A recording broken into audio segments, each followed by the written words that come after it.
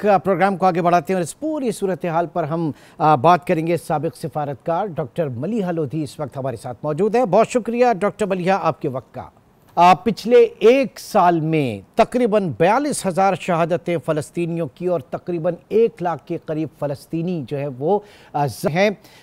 उनकी इस तमाम बावजूद तमाम तर शहादतों और इतने बड़े ये जो ट्रेजिडी है इसके, उनका जो एक जज्बाई ईमानी और उनकी मज़ाहमती तहरीक जो है उसको एक जिला बख्शी है। इसने ये फरमाइएगा कि इस पूरे दौरान जो इज़राइल है जिसका एग्रेशन इतना बढ़ चुका है, उसने क्या खोया? क्योंकि इससे पहले हम अब्राहम अकॉर्ड के हवाले से बात कर रहे थे अपने और लोगों से भी, तो ज़रा उस तरह में बताइएगा कि इज़राइल ने क्या खोया, क्या पाया? देखिए, सबसे पहले तो जो अहम चीज़ है वो ये है कि जो फ़लस्तीनियों का हाल किया इज़राइल ने, जिसमें कि दुनिया कुछ कर नहीं पाई। पहले तो हमें इस चीज़ को, इसका जायजा लेना चाहिए कि हुआ क्या।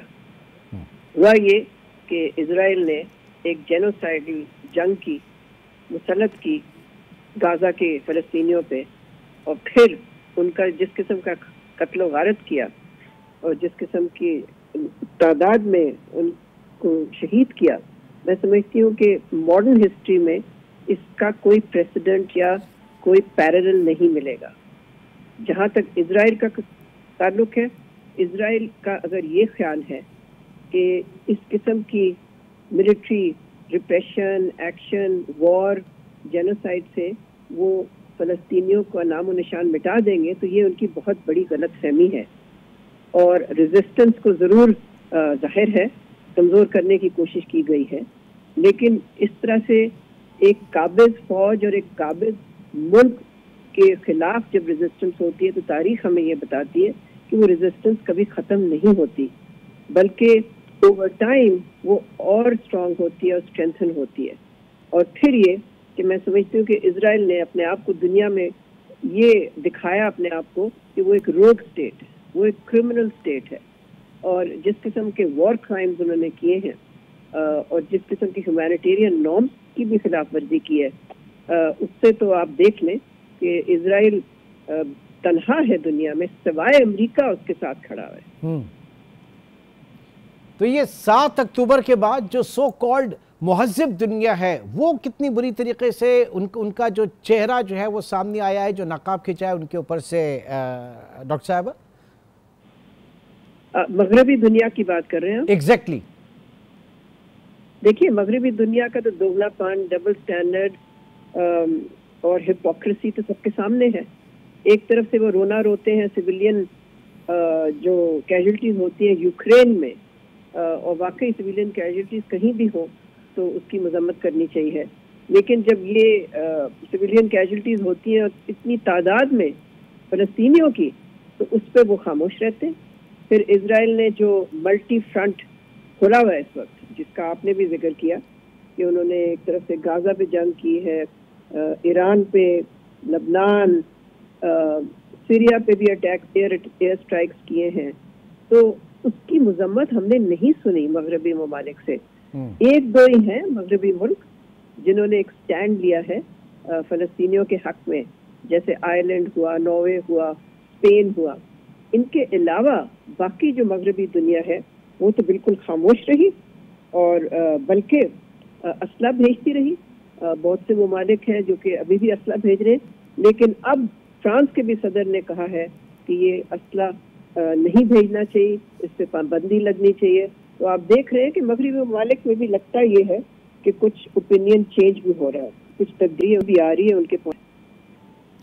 अच्छा, अब ये जो बात है कि इज़राइल जिस तरीके से गाज़ा के बाद लेबनान में लेकर आया इस जंग को, यानी हमास और फिर हिजबुल्लाह, तो अल्टीमेट ऑब्जेक्टिव उसका है कि जनाब किसी तरीके से ईरान के ऊपर अटैक किया जाए और ईरान को मजबूर किया जाए कि वो इस जंग में बराह रास्त कूदे, ताकि जो इज़राइल इस सारे मामले को जो है वो एक लिजिटमेसी जो है वो देना चाहता है, और फिर अमरीकी आशीर्वाद, ये सारी चीज़ें। तो इस पूरे तनाजुर में ईरान जो है, इसकी इंपॉर्टेंस और इसका अब तक की जो रिटेलिएशन है, इसके ऊपर भी मैं आपका जवाब चाहूँगा। फिर दूसरा, रशिया और चाइना, वो इस वक्त आप क्या समझती हैं, किस तरह से देख रहे हैं इस पूरे मामले को?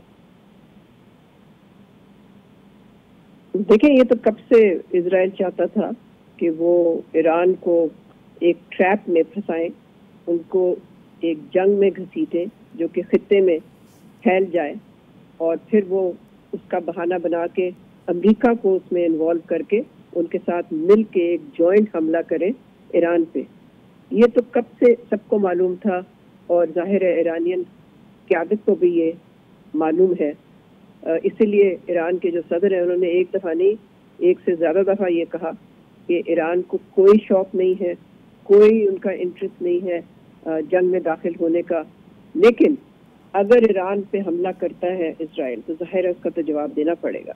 और हुआ भी ये, जब हमास के लीडर को शहीद किया गया ईरानियन सरजमीन पे, उसके बाद हिजबुल्लाह पे जिस किस्म का प्रेशर डाला, हिजबुल्लाह के लीडर को जब शहीद किया, तो जाहिर है ईरान के पास फिर कोई ऑप्शन बाकी नहीं रहा कि उन्होंने एक जवाबी कार्रवाई की, मिसाइल्स भेजे इजराइल पे।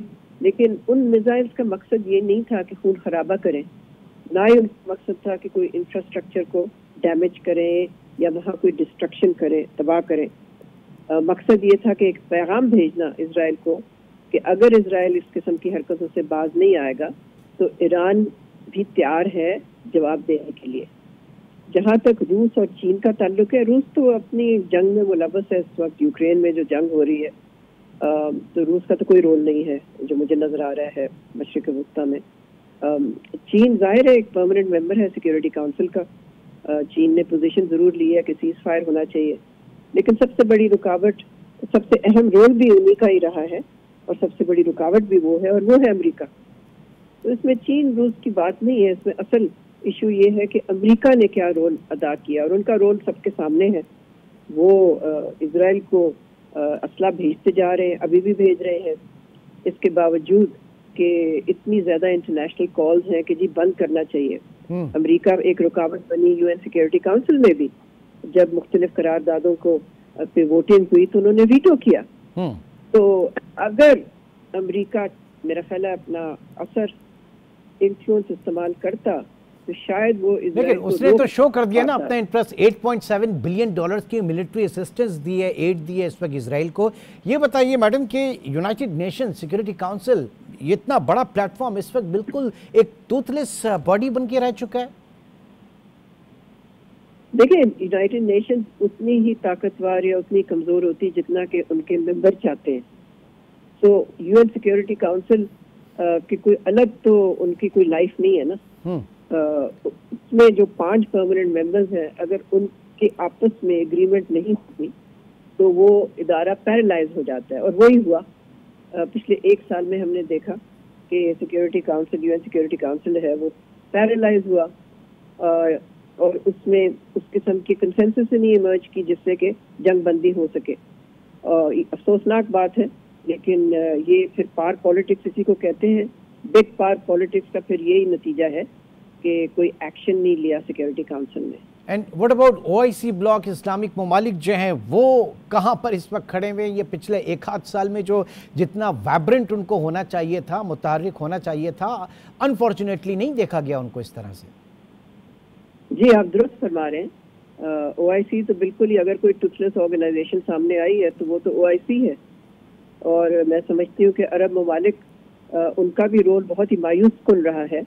जहाँ तक मुसलमान अवाम का ताल्लुक है मुख्तलिफ ममालिक में, वो तो चाहते थे कि मुसलमान मुल्क, ख़ास तौर पे अरब मुल्क, एक तकड़ी पोजीशन ले और अमली तौर पे ऐसा कदम ले जिससे कि प्रेशर आए, दबाव आए इजराइल पे और उसको रोका जाए, और अमेरिका पे भी दबाव आए। जब अमेरिका ने भी देखा कि ये मुस्लिम दुनिया से कोई खास तो अमली कदम है ही नहीं, सवाए स्टेटमेंट्स मजम्मत के वो आते रहते हैं, मगर वो तो फिर सिर्फ हिफाजी कार्रवाई है ना। तो ये तो बहुत ही, मैं समझती हूँ, डिसअपॉइंटिंग कॉन्डक्ट। और दूसरा, जाते जाते मैं ये इंतहाई अहम चीज़ कि हम पाकिस्तान को इस पूरे मामले में कहाँ पर आप देख रही हैं? यहाँ पर आज भी हम देख रहे हैं कि बड़े पैमाने पर पूरे पाकिस्तान में जो है वो जलसे जुलूस हुए इस हवाले से फ़लस्तीनियों के साथ उनके इज़ाती के लिए। क्या इससे बढ़ के कोई रोल नहीं था हमारा, या होना नहीं चाहिए था? पहले तो मैं ये कहूँगी कि जमात इस्लामी को मैं सलाम पेश करती हूँ इसलिए कि हालांकि मैं किसी पॉलिटिकल पार्टी की हिमायत नहीं करती, लेकिन जमात इस्लामी ने वाहिद पार्टी है जिसने मुसलसल बड़े बड़े मुजाहरे किए फ़लस्तीनियों के हक में, तो मैं समझती हूँ उनको दाद देने का जवाब है। बाकी सियासी पार्टी पीटीआई को तो जाहिर है उनको तो इजाज़त ही नहीं है, उनको तो डरा के धमका के और उनके खिलाफ एक्शन लेके वो तो आ ही नहीं सकते इस तरह की कोई प्रोटेस्ट करने के लिए बट बाकी जो दो मेजर पार्टीज हैं उनकी तरफ से तो मैंने कुछ देखा ही नहीं फ़लस्तीन के हक में, सवाए कभी कभी कोई ट्वीट कर दे या कोई स्टेटमेंट दे दे। जहां तक पाकिस्तानी आज वैसे मेरे ख्याल आज जो है वो पीपल्स पार्टी भी शामिल है जमात इस्लामी के साथ इस आज उनके लीडर्स भी बड़ी उस पर तकरीर कर रहे हैं। चले फिर मुझे खुशी हुई ये सुन के, मुझे मालूम नहीं था। अगर पीपल्स पार्टी ने ज्वाइन किया तो मैं समझती हूँ कि अच्छी बात है, लेकिन कॉल और इनिशिएटिव तो जमात इस्लामी का था। जी बिल्कुल बिल्कुल, बहुत बहुत शुक्रिया। डॉक्टर मलिहा लोधी हमारे साथ मौजूद थी और इजरायली जंगी जुनून जो इस वक्त पूरे खित्ते को, न सिर्फ खित्ते को बल्कि दुनिया को एक तीसरी आलमी जंग की तरफ बढ़ा रहा है, इससे हर किसी को बचना चाहिए और जो तमाम ममालिक हैं उनकी इस वक्त भारी जिम्मेदारी है, उनके ऊपर आयद होती है कि वो इस खित्ते को, इस दुनिया को इस तबाही और बर्बादी से बचाएं।